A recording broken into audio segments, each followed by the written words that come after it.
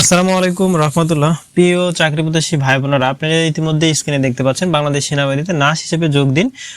মহিলা প্রার্থীরা এখানে আবেদন করতে পারবেন। এখানে আপনারা সম্পূর্ণ যে শারীরিক উচ্চতা, বয়স কত লাগবে এবং কবে থেকে আবেদন যোগ্য, কোন প্রার্থীগুলো আবেদন করতে পারবে বাংলাদেশ সেনাবাহিনী নার্সে সম্পূর্ণ বিস্তারিত তুলে ধরবো আপনাদের মাঝে। এবং কবে নাগাদ আবেদন প্রক্রিয়া শেষ হবে, কবে থেকে শুরু হবে এবং আবেদন প্রক্রিয়া কবে শেষ হবে, সম্পূর্ণ বিস্তারিত তুলে ধরবো আপনাদের মাঝে। বন্ধুরা আসসালামু আলাইকুম রহমতুল্লাহ। প্রিয় চাকরি প্রত্যাশী ভাই ও বোনেরা, আপনারা ইতিমধ্যে আমাদের স্ক্রিনে দেখতে পাচ্ছেন যারা বাংলাদেশ সেনাবাহিনীতে নার্স হিসেবে যোগ দিতে চান তারা অবশ্যই আমাদের ভিডিও অল জবস নোটিস চ্যানেলটি সাবস্ক্রাইব করবেন এবং সেই সাথে পাশে থাকবেন এবং বাংলাদেশের যে কোনো জব সার্কুলার আমাদের এই চ্যানেলে পেয়ে যাবেন। বন্ধুরা সেই সাথে যারা এখনো আমাদের ভিডিওটি লাইক করেননি অবশ্যই একটি লাইক করে দিন।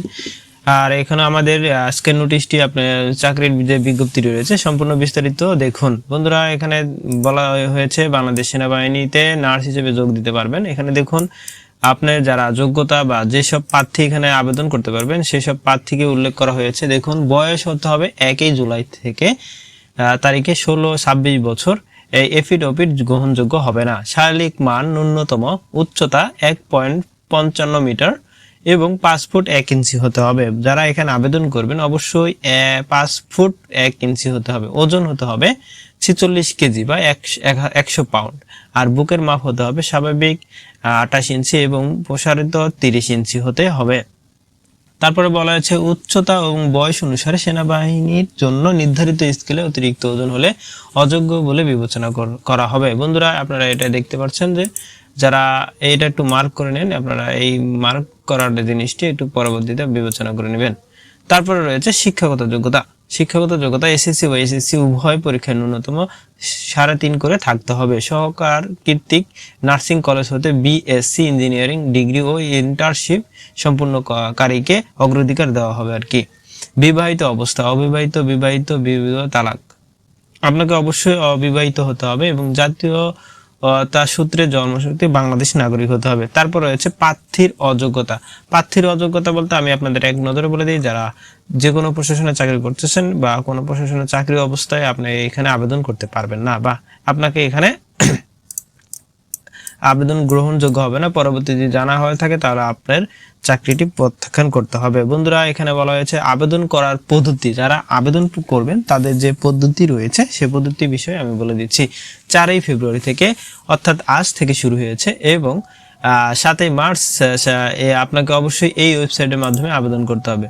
এই যে 7 মাস পর্যন্ত কিন্তু আবেদন প্রক্রিয়া চলবে। আবেদন প্রক্রিয়া লং টাইম চলবে, আপনারা চাইলে আবেদন করতে পারেন।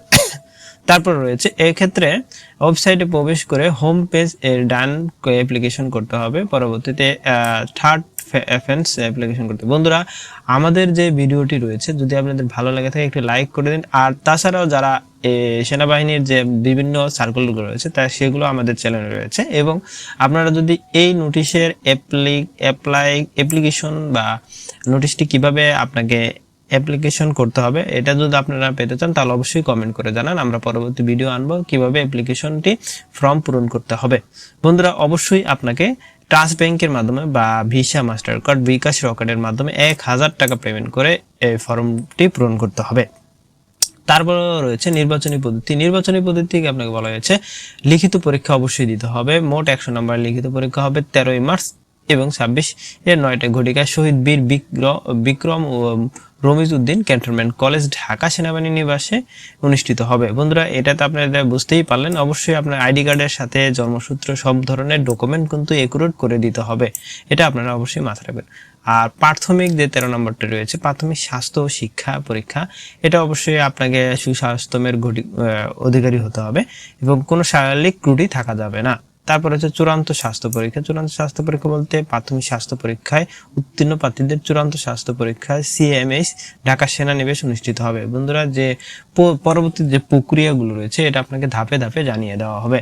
তারপর সে প্রশিক্ষণের যে ব্যবস্থা রয়েছে প্রশিক্ষণের নির্বাচন ও যোগ্যতাগুলো এগুলো আপনারা অবশ্যই আমাদের চ্যানেলে পড়ে নেবেন। বন্ধুরা আর যারা এই পিডিএফটি আপনাদের লাগবে তারা অবশ্যই আমাদের টেলিগ্রাম চ্যানেলে যোগ হবেন। টেলিগ্রাম চ্যানেলে আমাদের এই পিডিএফটি আমরা দিয়ে দেব। পরবর্তী রয়েছে প্রাপ্ত সুযোগ সুবিধা। প্রাপ্ত সুযোগ সুবিধা বলতে বেতন ভাতা, সরকার কর্তৃক নির্ধারিত অন্যান্য সুবিধা সহ সমস্ত বাহিনীর বেতন ক্রম অনুযায়ী FN অফিসগণ বেতন ভাতা প্রাপ্ত হবেন এবং অন্যান্য সুযোগ সুবিধা রয়েছে। আর যারা এখানে আবেদন করবেন তারা অবশ্যই বিশেষ সতর্কতা বিশেষ নির্দেশনাটা পড়ে যাবেন। বন্ধুরা, আবেদন প্রক্রিয়া শেষ তারিখ কিন্তু 7ই মার্চ এবং পরীক্ষার তারিখে কিন্তু 13ই মার্চে হয়ে যাবে। বন্ধুরা, আমাদের ভিডিও যদি ভালো লাগে অবশ্যই লাইক ও কমেন্ট করে জানাবেন।